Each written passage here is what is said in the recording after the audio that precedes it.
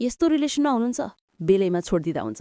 सुन्नुहोस् है, कहिलेकाहीँ सम्बन्धमा बस्दा बस्दै एउटा यस्तो मोड आउँछ जहाँ हामीलाई आफैसँग प्रश्न गर्न मन लाग्छ, के यो सम्बन्धमा म मात्रै कुदिरहेको छु कि मेरो उपस्थितिले उसलाई साँच्चै फरक पार्छ?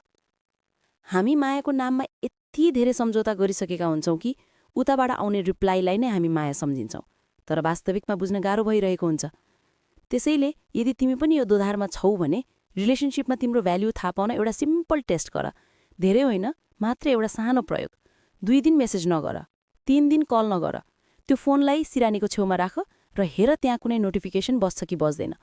सुरुमा तिमीलाई गाह्रो हुन्छ, तिम्रो औँलाहरू बारम्बार मोबाइलको स्क्रिनमा जान खोज्छन्, मनले हजारौं बहाना बनाउँछ। सायद उनीहरू व्यस्त होलान्, सायद कुनै समस्या पर्यो होला, तर तिमी धैर्य गर, पर्ख। जब 2 दिन बित्छ, 3 दिन बित्छ र उताबाट एउटा हेलो पनि आउँदैन, तब चारैतिर एउटा गहिरो शान्ति छाउँछ। हो, केही शान्त भयो नि, तर याद राख त्यो साइलेन्स तिमी बदलिएर आएको होइन। तिमी नबोल्दा जुन सन्नाटा छायो त्यो आजको नयाँ कुरा होइन। त्यो साइलेन्स त सुरुदेखि नै उनीहरूले एफर्ट नदिएको प्रमाण हो। हिजोसम्म त्यो सम्बन्धको कोलाहल तिमीले मात्रै मचाइरहेका थियौ। तिमीले प्रश्न सोध्यौ, तिमीले नै उत्तर खोज्यौ, तिमीले रिसाउन खोज्यौ, तिमीले नै फगायौ। वास्तविकता के हो भने तिमी सम्बन्ध होइन, एउटा घरौँ भारी बोकिरहेका थियौ। तिमी मेन्टेनेन्स गरिरहेका थियौ, एउटा यस्तो घरको मर्मत जहाँ बस्ने मान्छेलाई त्यो घर भत्किए पनि मतलब छैन। जब तिमीले बोक्न छोडिदियौ तब त्यो सम्बन्ध भुइँमा खस्यो र तिमीलाई लाग्यो सम्बन्ध टुट्यो। तर होइन साथी, सम्बन्ध टुटेको होइन। तिमीले कात थाप्न छोड्दा त्यो आफ्नै औकातमा आएर पछारिएको मात्र हो।